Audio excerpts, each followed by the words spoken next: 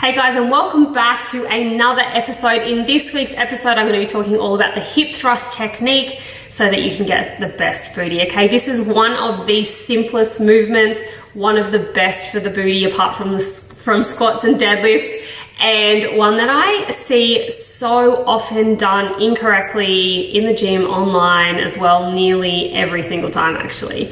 So guys, I wanted to show you today the way to maximize it, and I'm also going to explain to you the least effective way too, so that you can get an idea of the difference. Now, this same technique applies to the glute bridge as well as the hip thrust, okay? So if you were born with a great booty, this probably isn't going to impact you too much, as you can just about probably do anything and you will see some improvements. However, if you are like me and you have had to really work on your booty, then watch really closely, guys. So first things first, you want to make sure that you have the correct setup. If you don't have it, you're risking your quads taking over, maybe even your hamstrings taking over and having obviously the least impact on your glutes. Now, you want to make sure that your shoulder blades are on top of the bench. So you'll be able to see here that I'm demonstrating your initial setup.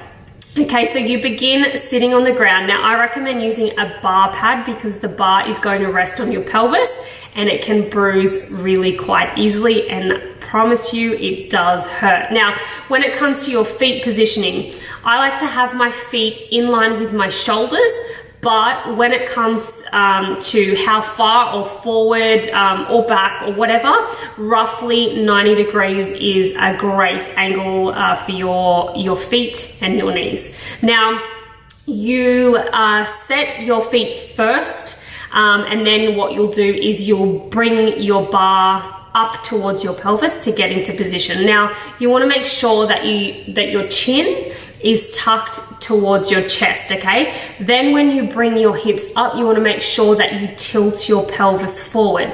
Okay, so the biggest problem I see with women performing this exercise without focusing on keeping their pelvis tilted forward. So instead of actually hinging your body around the bench, your body needs to stay in a straight line the entire time. I like to imagine as if I'm lying on the ground, okay, and I'm pushing that lower part of your back into the ground, removing that natural arch that your back has, okay?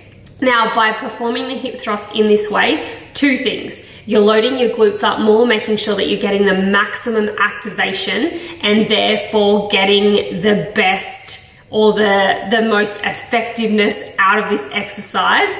And you're also going to reduce lower back problematic injuries that can also occur with, rounding your back around the bench during this movement. So I want you guys to have a practice at lying on the ground and removing that natural arch out of your back, okay? So you're tensing your abs and you're thrusting your hips up. You should really feel this in your glutes, okay? So you need to apply the same kind of feeling to your hip thrust. If you've got that right, and you will really be able to tell, then you are going to maximize your hip thrust and your glute bridges to get the maximum gain and strength out of your glutes when you're performing this exercise. There you have it, guys. The right way to perform your hip thrust or your glute bridge, and why it's going to benefit you more by performing it correctly, okay? Technique is so much more important than a lot of people realize, and you will get results by correctly performing an exercise with full range of motion than you will be by bro repping and increasing the weight when you can't really perform the exercise properly. Now, that's it, guys, for another episode. Have a great week. If you have any questions you'd like me to answer personally, feel free to shoot me a DM, or even if you've got any questions about my online coaching and why my clients eat on average maybe 40% more while being able to lose fat, eat pizza, maybe even a donut and a couple of glasses of wine here and there, then send me a DM over on Instagram with just the donut emoji. I have linked my Instagram handle below. But until next week, guys, have a great week.